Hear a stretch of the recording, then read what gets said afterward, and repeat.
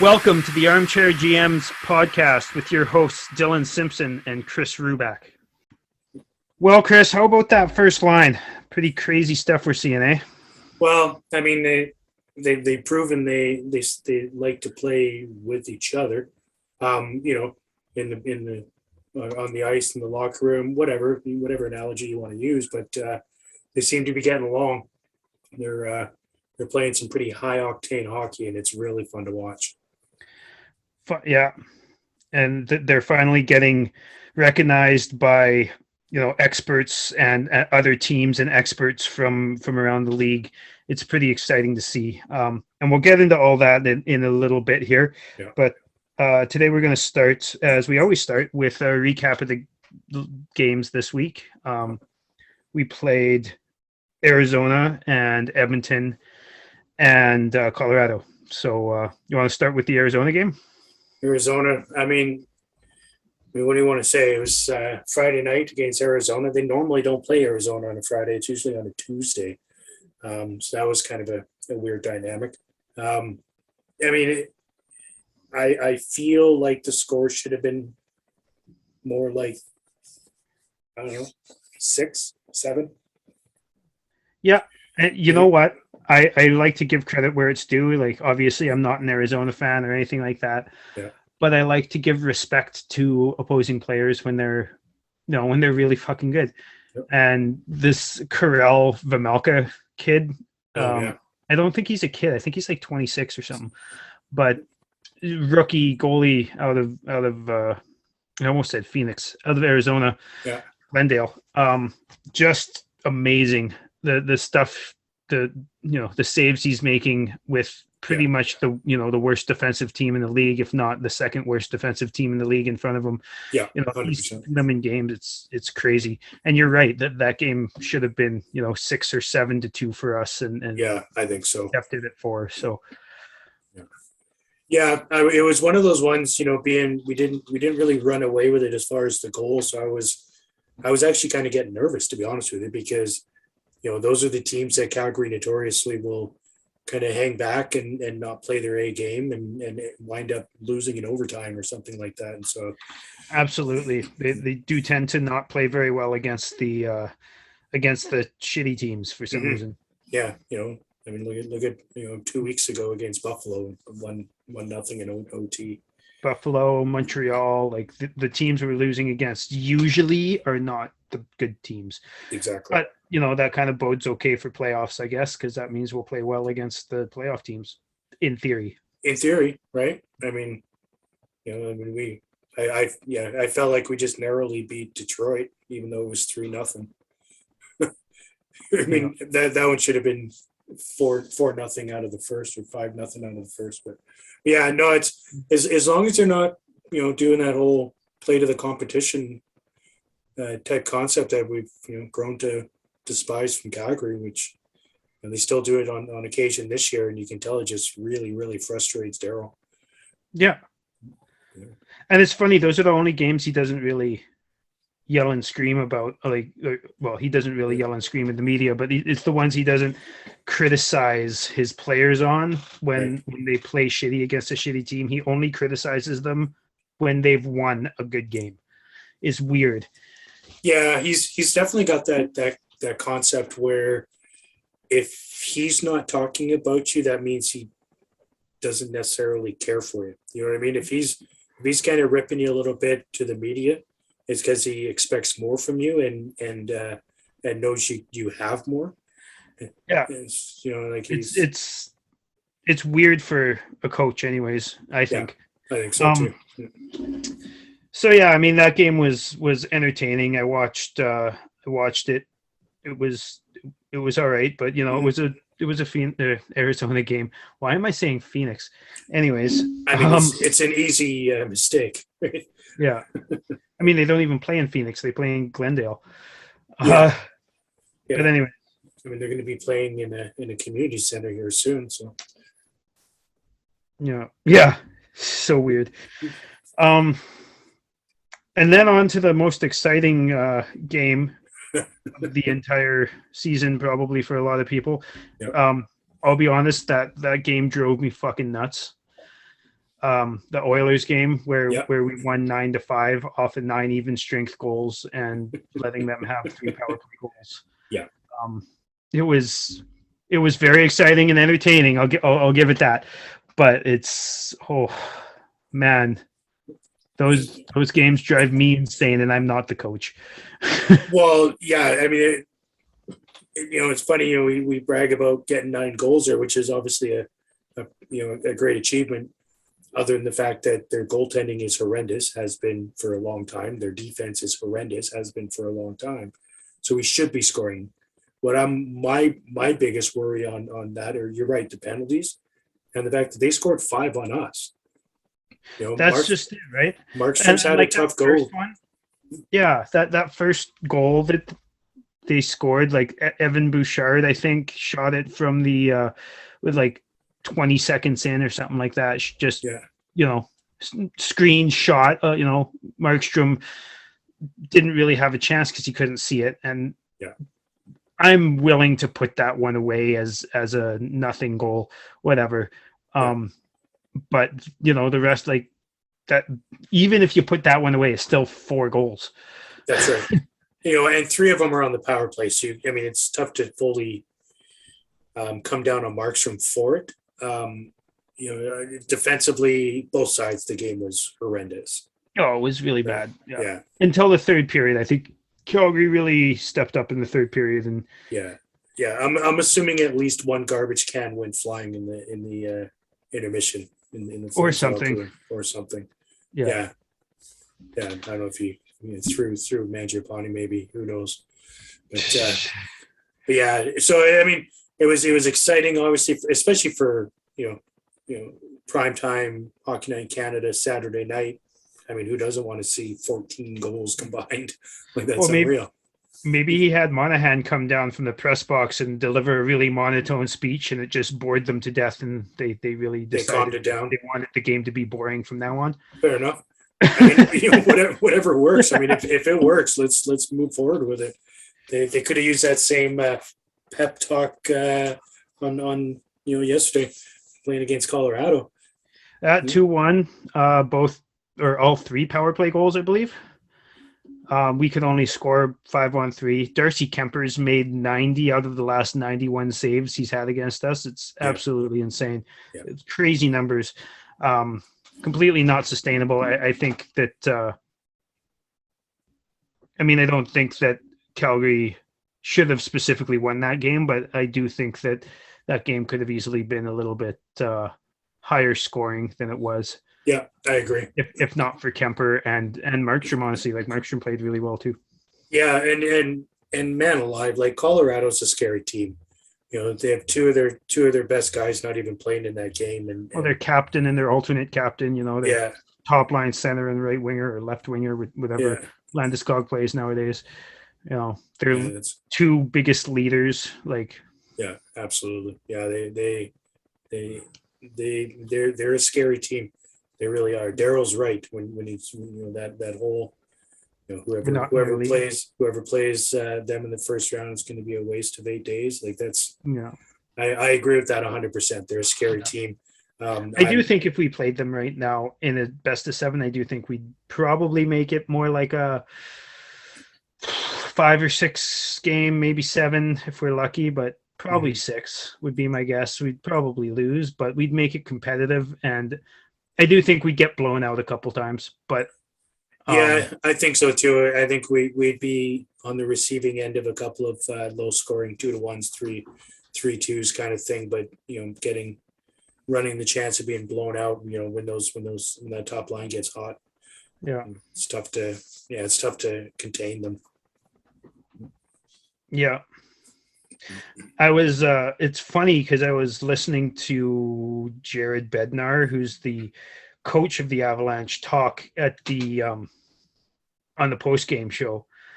And he was saying, like, he's got McKinnon, Rantanen and Landeskog on his team. He gets to see them every night, and he called Lindholm, Johnny and Tkachuk the best line in the league. Interesting. Yeah. Well, it's hard to deny that. Yeah. They've shown it, all season. Yeah, and I guess that's a good segue, hey? kind of, yeah. And then really, when it comes down to it, even the quiet one in that on that line, who you and I both can't say enough about, is Lindholm. He's not really the flashy one, but I tell you, he sure likes those timely goals. And Ooh, his release is super underrated. yeah, Like I remember the last few years I've been saying, no, Calgary needs to go out and get somebody who can, like a right winger or a right shot or whatever, who can chuck a one timer, who can yeah, release the puck, who has a deceiving hard shot. And we had him the whole time. He just hasn't been doing it that much up till this year. yeah. I mean, I mean, obviously, we know he loves playing with Johnny. We knew that already, even with the the purple Gatorade days and all that crap. But Yeah.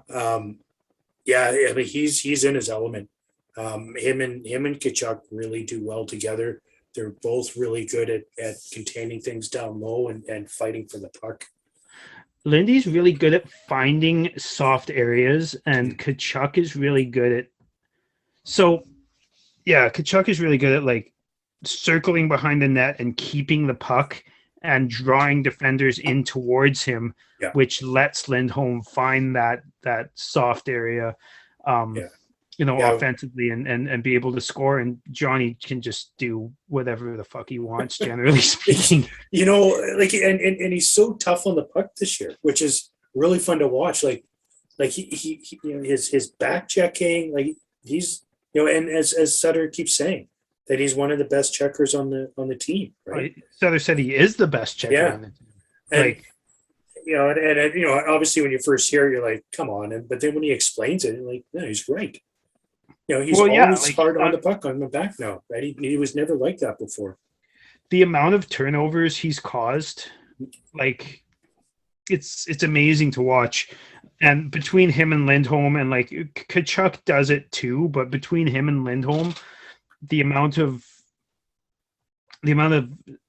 smart defensive plays to steal the puck or to keep the puck in the zone, or to intercept a pass or whatever it is, it's like whether it's in the offensive zone, defensive zone, neutral zone, wherever it is, it's just amazing to watch. It's crazy to watch. It really is. Yeah. And even like if you look at the ratio between takeaways and giveaways, he's always been, one-sided in that stat, like grossly one-sided.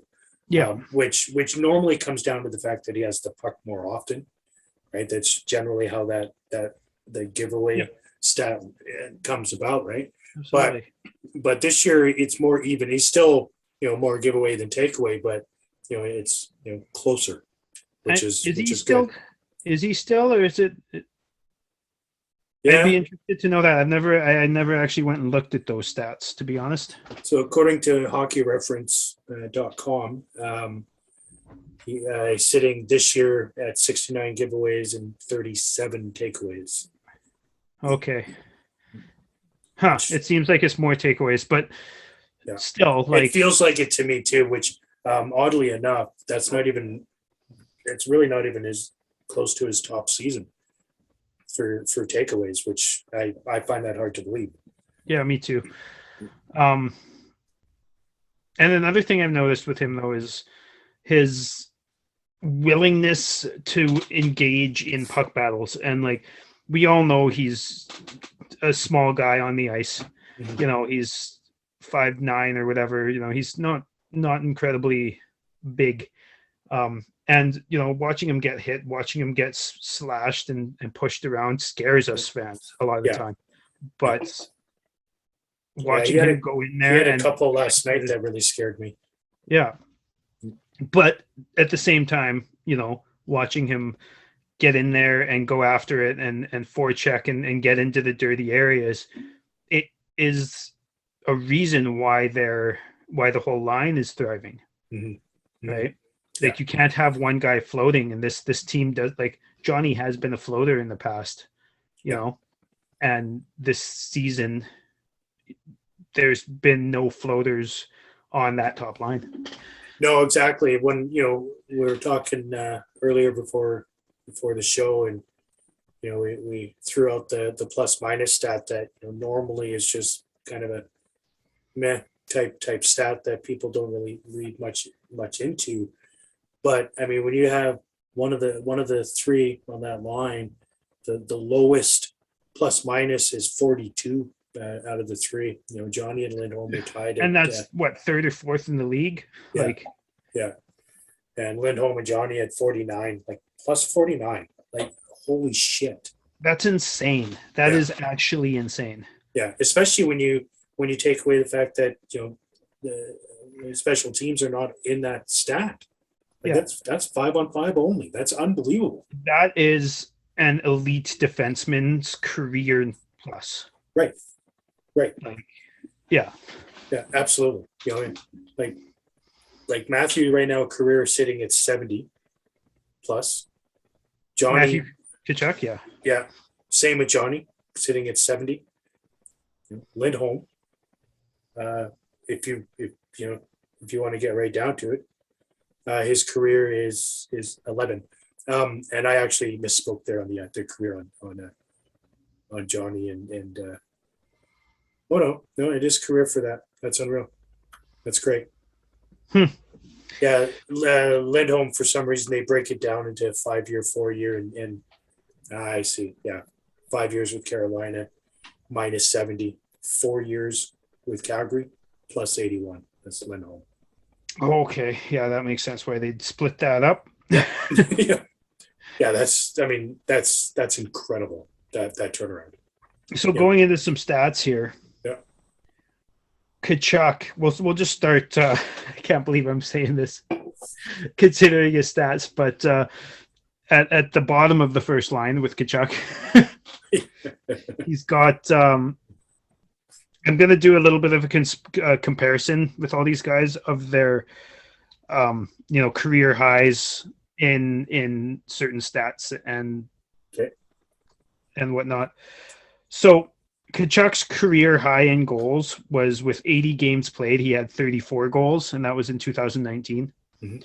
And this year he has 2 less goals with 14 less games played. Yeah. Yes, 14 less games played. So you'd have to think, especially the way they're going, he's going to shatter that. Yeah. Fairly quick, maybe tomorrow. Yeah. But he also has 51 assists. Yeah, I was going to say 83 points already, and his career high in points is 77, and he's got 83 already. Yeah, in 66 games. That's key, right? Like he's still what, 16 games left for him. Yeah, that's it's pretty insane. Like these guys are amazing to watch. And again, I'm going to do the plus minus just because. Yeah. So in 2019, when the Flames won the West and went on that crazy not playoff run, they who did they play again? Cale Makar, basically. They played Makar and Cale Maker. Yeah, and McKinnon. The two of them were just Anyways, so Tkachuk's plus that year was plus 14. That is which is a respectable year. Which is a very respectable year. And this year he's plus 42. Like, yeah, that's absurd. It's absurd to me how much better it is. And they're not first in the West this year. They're second in the West. Yeah. Move on to Johnny.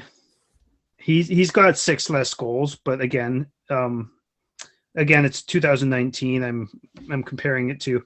Mm-hmm. So this year he's got 30 goals, and that year he had 36 goals.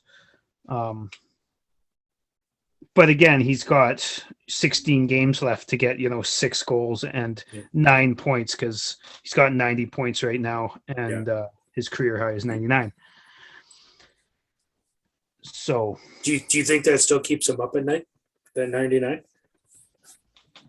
I'm not sure if it keeps him up at night. I think that's him wanting to get there. Get past the 99 is one of the driving factors.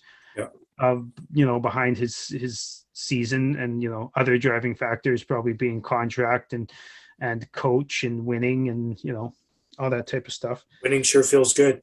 Yeah.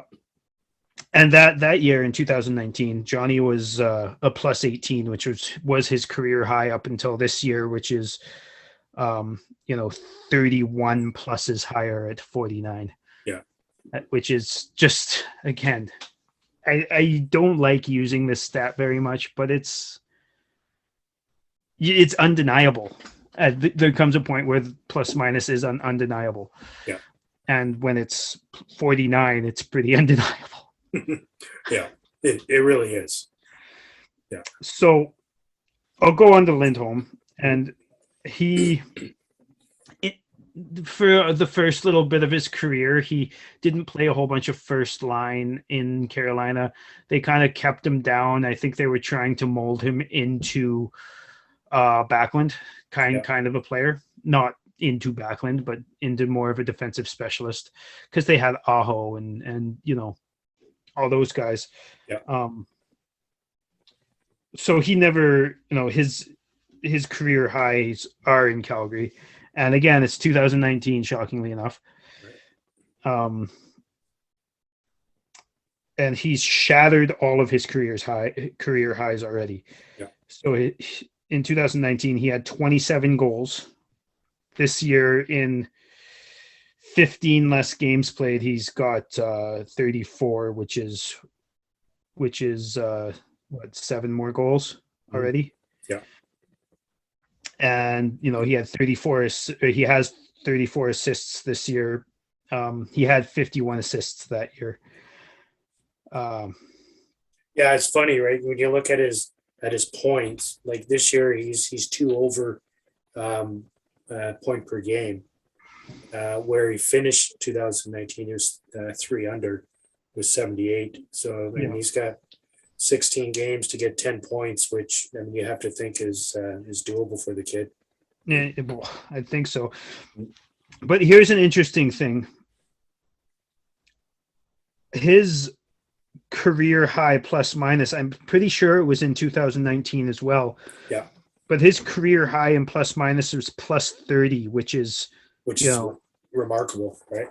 Yeah, which is 12 more than Johnny ever had. But he shattered that with 19 more than that. Yeah. Insanity. Yeah, it is, right? I mean, it was much more than what Johnny had that year, as well as, I'm just pulling Sean up because the 3 of them, the Purple Gatorade year. That same year, Sean was a plus 7. The same year, playing on the same line, Sean was a plus 7 and Lindy was a plus 30. Yeah. Yeah. So. Holy fuck. Yeah. Yeah. I mean, Sean's career year for plus minus was 14-15 at 8. Did they put them together that year? Or did they start together that year? I can't remember. They started together. It would have been that year, because that was the year that Lindholm came. Yeah. So I think Peters had him up on that line quickly. Yeah, I think it was within the first few games anyways, maybe 10 games or so. Yeah. But still, to have 12 more, that's crazy. 12? But his goal scoring that's 23 more. Or do you mean, are you talking goals? I'm saying to have 12 more that year than Johnny did. Oh, yeah. In pluses. Yeah. Yeah, sorry, there's a lot of stats going on here. Yeah. So obviously we're all super impressed. We're all it's fun to watch up and down the lineup for the most part. Mm-hmm. Most players are having career years, and other than Sean and Lewis and maybe a couple of other guys. Mm-hmm. But for the most part, the team is really gelling. It's great to see. You want to talk awards? Like, do you think any of our players are going to get awards? Like, I'm going to go out and just say Sutter's getting the Jack Adams. I'd be surprised if he doesn't. I mean, there's a couple of other candidates, but I don't think. Yeah. I think. Yeah, I think I the mean, coaching is the biggest thing about this team. totally. Yeah. Yeah. I mean, I don't think Johnny's going to get the Hart, or he'll be probably second or third this year. I think maybe third in the voting. I think he has a pretty reasonable chance at the Bing again this year. What's his penalty minutes at? He's got a couple this year. Doesn't he? Because that's usually what they judge that off of, right? Is the least penalty minutes and the most points type of thing. Well, I mean, he's far away from his career high, so that's good. He has 22 minutes. So when did he win the Bing? That was what, 16, 17? Whichever year Hoodler was there, I can't remember exactly. I think 14 or something like that, wasn't it? I think he was a couple years in. Yeah, it was 16, 17. So Okay. he only had 4 penalty minutes that year. So obviously there's a difference, but yeah. But again, that year he floated. To be honest, he didn't, get in there on the forecheck and get in there and wrestling for the puck on the boards, and that's where you take penalties, right? Like he stayed away from the areas where you take penalties. So yeah, absolutely. I mean, he also pretty much had his career low in goals, right? 72 games, 18 goals. I mean, the 1920 season that was cut short there, he had 70 games and 18 goals, but no, you're right. He wasn't. He definitely wasn't as engaged. That's for sure. Yeah. So speaking of Johnny's goals, that's one thing I wanted to point out too that I kind of forgot to point out a few minutes ago. One thing I think for the majority of his career, up except for maybe one season up till now, as fans, I think we all know he's an elite playmaker. But as fans, I think most of us know that he's got an elite shot. It doesn't have all the power, but he can place it, and he can place it quickly and in tight. He can choose a spot really nice, and he's always been able to, but he always used to force passes when he should be shooting. Yeah. And this year he's shooting a lot. And he's getting goals. He's getting beautiful goals, but he's also, he's making opponents respect the shot. Yeah, which is pretty crazy. Yeah, because then they have to, they're always respecting, Kachuk being able to go between the legs and the one timer from Lindholm in the slot, but to have to respect all three of them at the same time can't be easy. Well, no, you're right. Oddly enough, I believe Johnny has the lowest shooting percentage on the line. But he also had he's attempted the most shots on the line at 381. Okay, yeah, and I still even if he's got the lowest shooting percentage on the line, I still think he's got an elite shot. I think one of the reasons that he's got the lowest shooting percentage is because he throws goalies out of position and passes a lot too, right? Yeah. Like he's really even between his passing and his shooting this year, as opposed to where, in previous years he's been, massively pass first. Mm-hmm. Mm-hmm.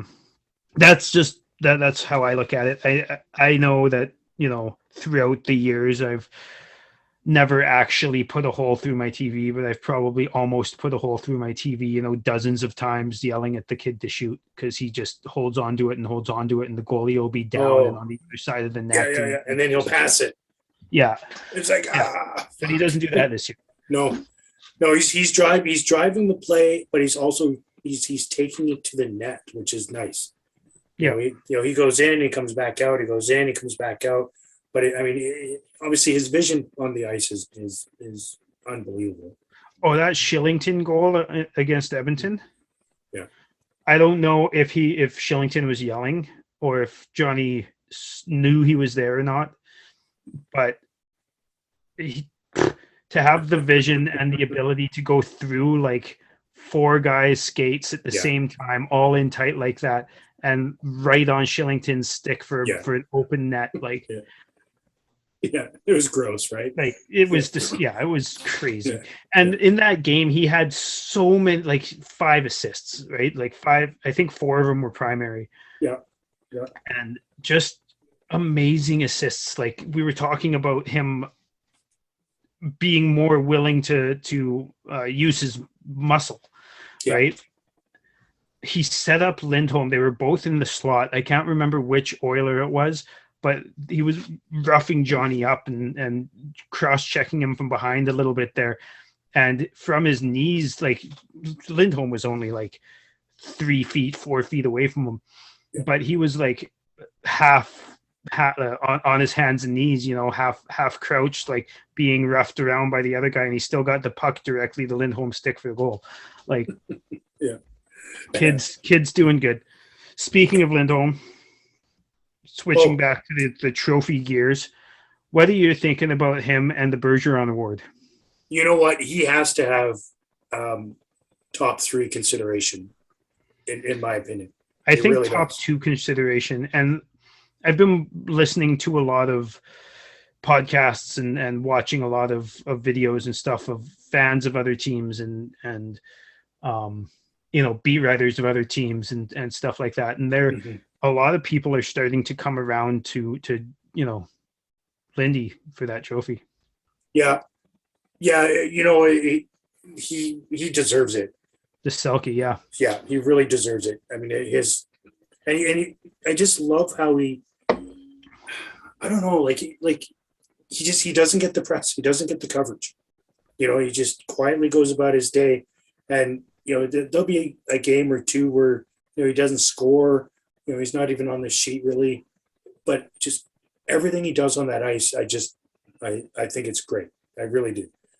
On both ends of the ice, he's on the number 1 power play. He's on the number 1 penalty kill. He gets a ton of ice. And what happened when he was in the penalty box the other day? Right. Or yesterday? Was it yesterday? Yesterday, yeah. Yeah. So he took a penalty.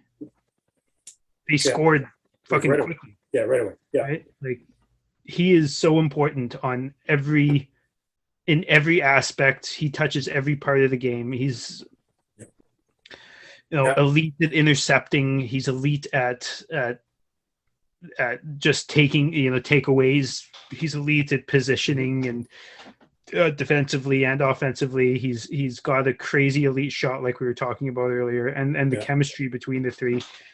I don't know. I think Lindholm, if he continues at the pace he's at, I could see him winning it, honestly. Yeah. I can see it happening. Johnny being probably 2nd or 3rd for Hart, but I think Lindholm and Sutter probably are going to get those 2 awards. Do you think that Sutter thought Backlund would actually be Lindholm when he drafted him? Because if I remember correctly, even at the time when Sutter drafted Backlund, he was talking about his 200-foot game and how excited he was for that style. I mean, I don't know if he ever thought he would be an elite offensive player. I thought that I mean, I don't know. I'm not in Sutter's brain. Yeah. Thank God. But, could you imagine? Like, I'm sure you get lost in there some days. Yeah. Like you know that there's a lot of shit going on in there, but at the same time, I'm sure you can open a door and walk into a room that just has tumbleweed going through it.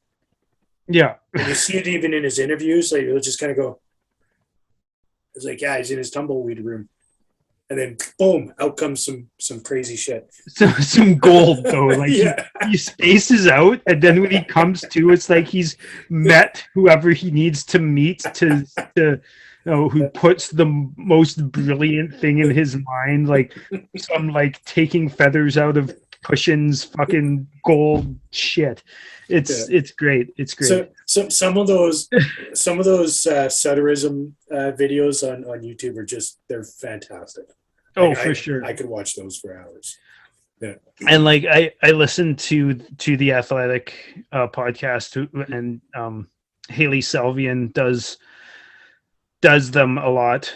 She anyways, and she does pressers with him as well, with Sutter, and nice. she tells stories, and it's funny. Like they'll stand in a room and like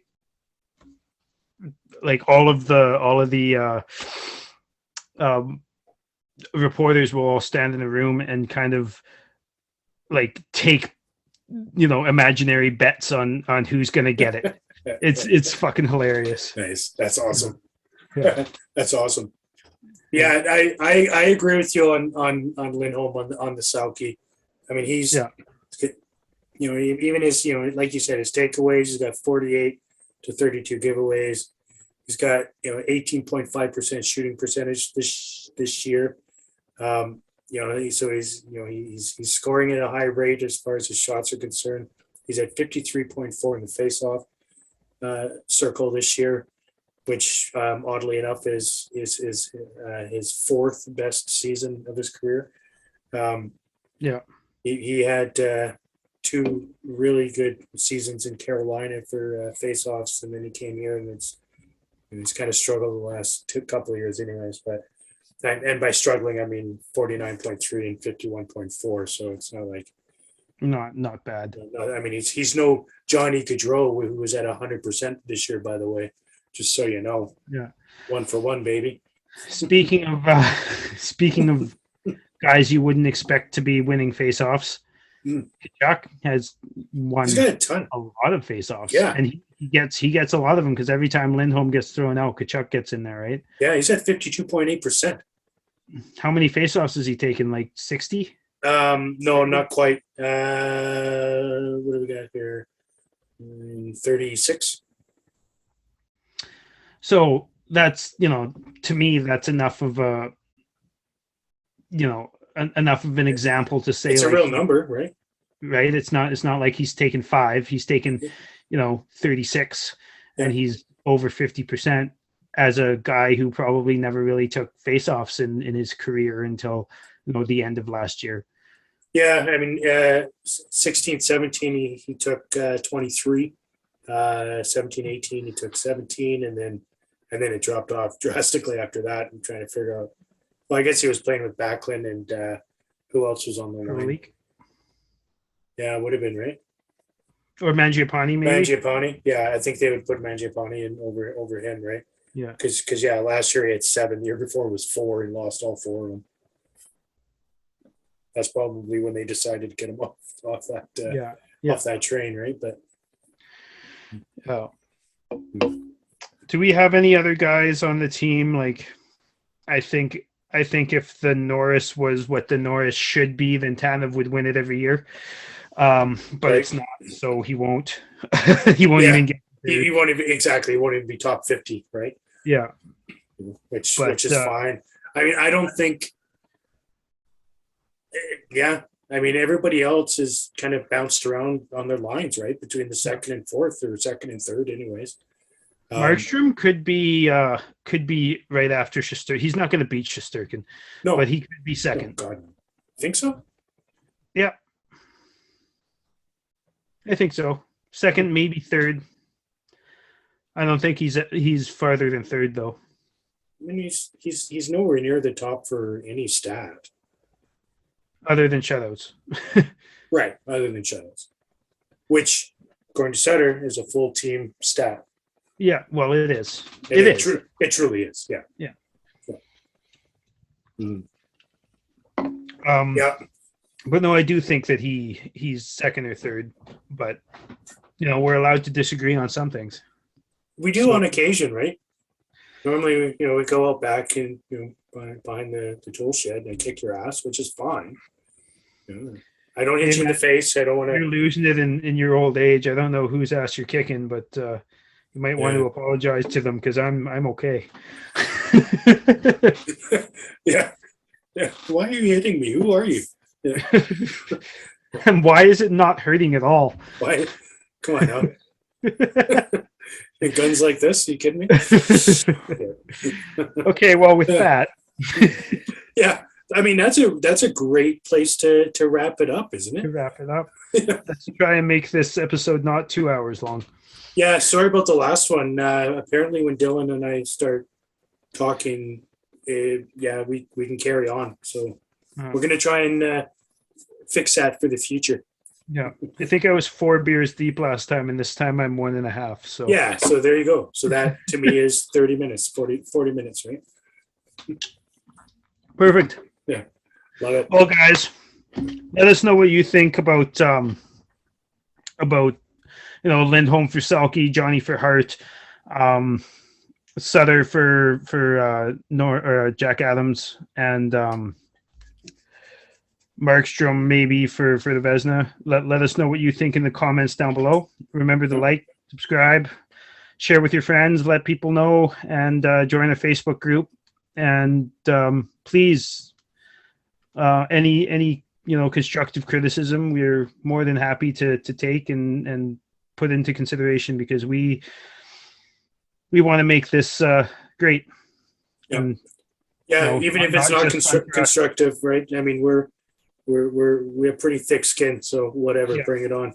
I'm fine with anything. That's why it didn't hurt so much when you were kicking my ass. That's what it was. And for the love of God, if you haven't got yourself one of those sweet canvases that's over Dylan's left shoulder, or a T-shirt or anything like that off of Ty Shopify, that link will be in the description again for this episode.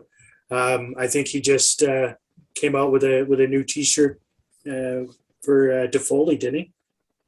He did. He's got a cool looking T-shirt that something about Toffoli being Italian and pasta. I can't remember, but he's got some good joke T-shirts coming out now, and absolutely. Yeah, I mean, whether it be the city skylight, which I think is brilliant. I love those. And if you're not in Calgary, if you're in another city, he's got cityscapes for all of the I think all of the NHL cities. He does. Yeah. And from what I understand, he's working at getting the skylight for the original 6 as well, and hopefully we'll be able to accomplish that and do what the skylight was like then. Oh, that would be cool. I think that'd be really cool. Whether it be the city stuff, there's a ton of Flames Hub. If you're not following Flames Hub on Facebook, I don't know what you're doing with your life. It's clearly not positive. So he's got a mix. It's good stuff. Yeah, we're going to have the link for him in the description as well. So if you have any questions about that, let us know as well, and we'll let you know. Love it. All right, Dylan. Cheers. Thanks for the chat. Let's do it again in 1 week or less. Sounds perfect. Cheers. All right. Cheers, everybody. Have a good night.